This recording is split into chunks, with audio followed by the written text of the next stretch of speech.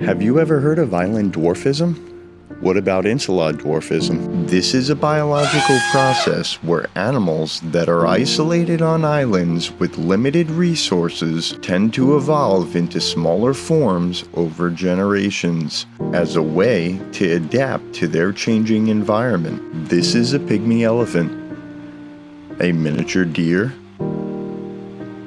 dwarf mammoths found here in California, dwarf hippopotamuses, and the list goes on and on.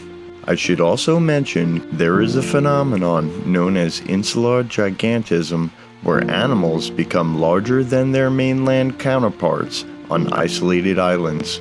According to the Pomo legend, during the last ice age, the Pomo people were struggling to survive in the harsh and unforgiving landscapes. Food was scarce and the weather was harsh, making it difficult for Pomo to find resources they needed to survive. One day, while exploring the slopes of Mount Konocti, the Pomo people discovered a small cave or tunnel entrance.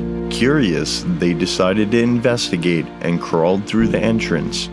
On the other side, they found themselves in a magical underground world filled with abundant resources, including food, water, and medicinal plants. In this underground world, the Pomo people encountered a group of tiny people known as the Nomo or Miwok. The Nomo were said to be about 2 feet tall and lived in small homes made out of sticks and grass. Despite their small stature, the Nomo were skilled hunters and fishers and had deep knowledge of the natural world. The Pomo people and the Nomo formed a friendship, and the Nomo taught the Pomo how to survive in the underground world. They showed them how to find food and water, how to make tools and clothing, and how to use medicinal plants to treat injuries and illnesses.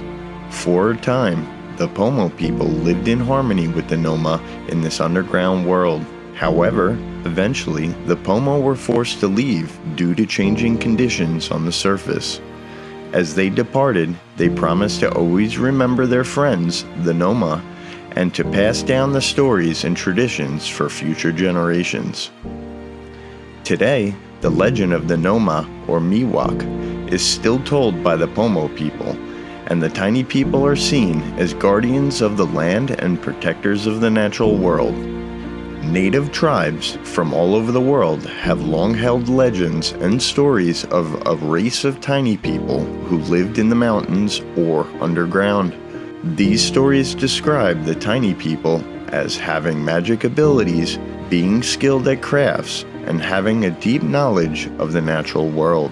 In recent years, archaeologists have uncovered evidence that supports the existence of these legends.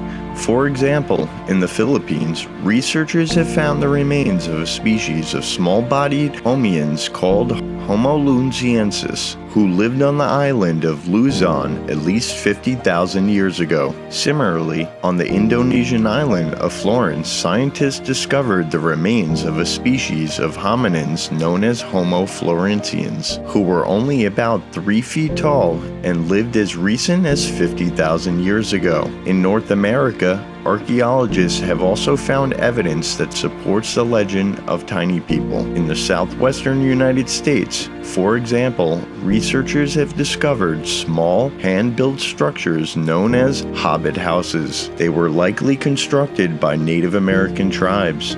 These structures, which are only a few feet tall and wide, resemble homes described in Native American legends of little people. Overall, while the existence of tiny people remains to be a subject of debate and skepticism among scientists, for me, when the archaeological evidence supports the ancient legends, how can you not believe?